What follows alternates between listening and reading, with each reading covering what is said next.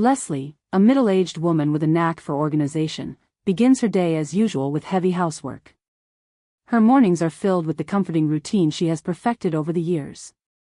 She carefully irons shirts, smoothing out every wrinkle with precision. She hangs them in the correct order, ensuring the colors are sorted just right. She holds a list of tasks and recommendations she wrote for herself in her left hand. Since childhood, Leslie has loved making lists. They helped her with homework, cleaning the house, and even organizing parties for friends. This innocent habit has turned into a constant life hack for her, making her daily routine more manageable and satisfying. After ironing, it's time for cleaning. Leslie glances at her list and starts dusting it. She turns mundane chores into a game, finding joy in completing tasks in order and making them more enjoyable with each checkmark on the list. She hums a little tune as she dusts, vacuums, and tidies up the living room, transforming her chores into a pleasant activity. Finally, Leslie's favorite part of the day arrives: cooking. She joyfully finds one of her lists with a lasagna recipe, Peter's favorite dish. She loves cooking for Peter, even though he rarely shows appreciation. She starts by preparing the ingredients, humming a familiar tune. The smell of tomatoes, garlic, and cheese fills the kitchen, making her smile. Everything is almost ready when she suddenly hears the doorbell. So early? Leslie thinks to herself, checking the clock, as Peter usually comes home later. Wiping her hands on a kitchen towel, Leslie runs to the door and, opening it, sees a courier. "This is apartment 4421, right?" the courier asks hurriedly. Yes, that's correct." "Who is it from?" Leslie inquires, curious about the unexpected delivery. "It's not specified, miss," the courier replies, glancing at his clipboard. "Still miss, but that will change soon," Leslie adds with a small smile. "Great," the courier responds without much enthusiasm, handing over the package. As soon as Leslie takes it, he waves and quickly heads back to his car. "Have a good evening, miss," he calls out as he leaves.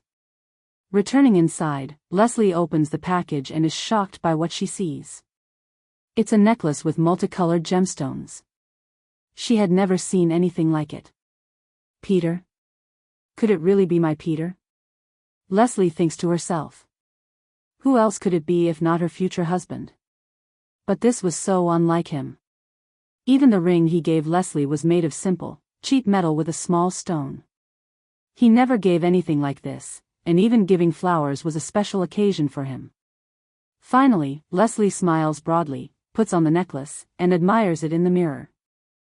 She feels a rush of excitement and joy, something she hasn't felt in a long time. However, her joy is short-lived. Suddenly, she smells something burning. Darn! The lasagna. She rushes to save dinner, but it's too late, the food is burnt. She stares at the charred lasagna, feeling a pang of disappointment, but then glances at the necklace around her neck, and her smile returns, if only slightly. The doorbell rings again, and this time it's definitely Peter. Leslie rushes to the door, her heart pounding a bit faster. As soon as the door opens, Peter, a tall, stern man in a suit, steps inside. His face, set in a permanent scowl, immediately conveys his intolerance for mistakes. He coldly walks past his wife, handing her his jacket without a word of greeting. "I'm home," he mutters, his tone devoid of warmth. "Welcome, dear. How was your day?" Leslie asks, trying to sound cheerful. Leslie carefully hangs the jacket and follows Peter into the living room. She notices the tension in his shoulders and the hard line of his mouth. As usual, Peter replies gruffly. He suddenly stops, sniffing the air. Wait, what's that smell? Leslie feels a pang of anxiety. Sorry, dear, I got distracted, Anne. The food, you burned the food. Peter interrupts, his voice rising with anger. How many times? I work all day like a horse, and at home, I find charcoal instead of dinner. I got distracted by a gift, sorry, Leslie tries to explain, her voice trembling. Peter, in a rage, turns and sees the necklace on Leslie's neck. His eyes narrow, and he points at it aggressively as he approaches her. Where did you get that? Leslie takes a step back, feeling the intensity of his anger. What do you mean where? Didn't you give it to me? She stammers, confused. Liar. I knew you had someone else. How foolish I've been. How long has this been going on? Peter's face contorts with fury. Dear, you misunderstood. It must be a mistake. I'll return the necklace immediately, Leslie pleads, tears welling up in her eyes. Return it to whom? Your lover. I can't believe I wanted to build a family with someone like you, Peter snarls. He takes off his ring and throws it on the floor with a clatter. Pack your things. Be gone by morning, he shouts. After these words, he slams the door to his room, and the house falls silent. The echo of the door slam seems to reverberate through Leslie's entire being. Leslie stands there, stunned. Everything happened so quickly that she felt as though her world had just crumbled. Tears begin to stream from her eyes as the reality of the situation sinks in. She doesn't even know what to do next. Wiping her tears, she goes upstairs, feeling numb. She quickly packs her suitcase, knowing that arguing with Peter is pointless, but he will do as he pleases. Maybe when he cools down, he'll forgive her, she thinks, clinging to a sliver of hope. Leslie places her belongings in the suitcase methodically, her mind a whirlwind of emotions. She looks around the room that once felt like home but now feels foreign and cold. Each item she packs holds memories of the life she thought she was building with Peter. With a heavy heart, she zips up the suitcase and sits on the bed, feeling the weight of uncertainty pressing down on her. To prove her innocence, Leslie decided to find the sender of the necklace to explain everything and hopefully get Peter's forgiveness.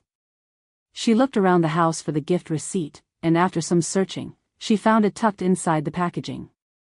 The address on the receipt was unfamiliar to her, but she was determined to clear her name. With a deep breath, she grabbed her purse and set out for the address. Upon arriving at the house, Leslie was amazed to see a huge mansion. The driveway was long and lined with tall, elegant trees. She parked her car and walked up to the grand front door, feeling a mix of nervousness and determination. Gathering her courage, she knocked on the door. A butler opened it, his expression neutral but polite. His eyes flicked to the necklace around her neck, and without hesitation, he said, "Come in, Mr. Rodri is expecting you." Leslie was taken aback by his words. How could Mr. Rodri be expecting her? She followed the butler through the grand foyer, which was decorated with beautiful paintings and chandeliers that sparkled in the light. She felt a bit out of place in her simple clothes, but she reminded herself of why she was there. The butler led her to a large, elegant office. The walls were lined with bookshelves filled with volumes of all sizes. Behind a large mahogany desk sat Mr. Rodri, a distinguished-looking man with salt and pepper hair and kind eyes. "Good afternoon," Mr. Rodri greeted her warmly. "Please, have a seat." Leslie sat down, feeling slightly more at ease. "Excuse me, there's been a misunderstanding. I received your necklace, but it was obviously sent to me by mistake," she said quickly, wanting to explain the situation as soon as possible. Mr. Rodri listened calmly, his expression thoughtful. "I apologize, it was indeed a mistake. You and my sister have the same address in different cities, and due to carelessness, the necklace was sent to you instead of her." Leslie extended her hand with the necklace and handed it to Mr. Rodri. "It's very kind of you to travel so far to return such a valuable item. You could have sold it or just kept it," Mr. Rodri responded in surprise. "That would be wrong," Leslie said, shaking her head. "And there's one more important thing. Because of this misunderstanding, my wedding was called off. My future husband is very jealous and didn't believe it was a mistake." Mr. Rodri looked even more surprised.